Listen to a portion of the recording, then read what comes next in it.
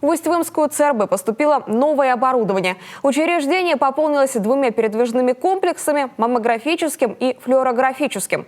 Современные мобильные кабинеты приобрели в рамках проекта развития системы оказания первичной медико-санитарной помощи. Не остался в стороне и автопарк больницы. В район поступили автомобиль скорой медицинской помощи и 3 санитарных машины. Какие еще новшества произошли в Усть-Вымской ЦРБ, расскажет Наталья Юрина. Пока флюорографический комплекс в районе, маммографический на базе. Новое оборудование, поступившее в Усть-Вымскую ЦРБ, цифровое. Проявочные пленки остались в прошлом. Снимки готовятся за считанные минуты в современном формате. Еще одно новшество передвижных кабинетов – высокая проходимость. Автобусы являются удобными по передвижению, по населенным пунктам, даже в далекие, отдаленные, такие как Мадмус и Кашмудр, во время зимнего периода.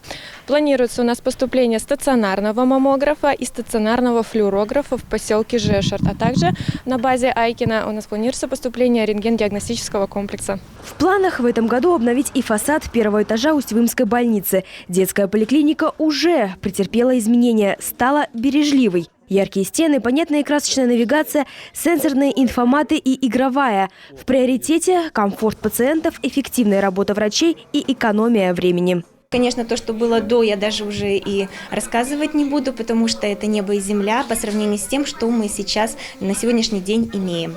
В проект «Бережливая поликлиника» вошли практически все детские поликлиники в 2020 году в Республике Коми.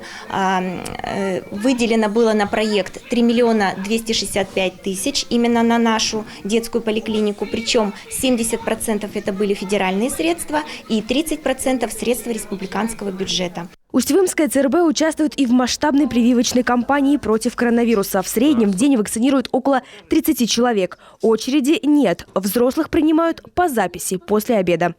В настоящее время вакцинация происходит на всех базах. Это в крупных населенных пунктах, в прививочных кабинетах Жешарта, Микуни, Айкина. Кроме этого, у нас созданы прививочные бригады. Мы выезжаем на все фельдшерско-акушерские пункты, в том числе и труднодоступные районы. У нас есть в наличии вакцины порядка 100 доз. Это первые дозы, ну и вторая доза имеется. Да.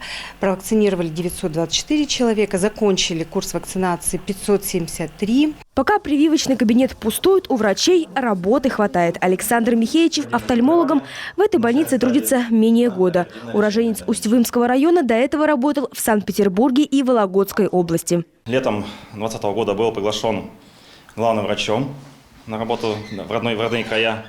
Также была предложена программа «Земский доктор». Получил поддержку, купил жилье, приехал с семьей сюда. Давно уже мечтал быть рядом с родными и близкими, оказывать им поддержку. Не как друг и товарищ, а как еще врач-специалист. В рамках программы «Земский доктор» в Усть-Вымскую ЦРБ устроились 15 докторов. 16 только в прошлом году. По словам главврача больницы, благодаря проекту ситуацию с кадрами стабилизировать удалось. Однако специалисты Вайкина по-прежнему нужны. В этом году в рамках программы «Земский доктор» в Усть-Вымскую ЦРБ придут работать еще 3 специалиста. Стоматолога уже нашли. В ближайшее время он приступит к работе. Наталья Юрина, Павел Фетисов, телеканал «Юрган».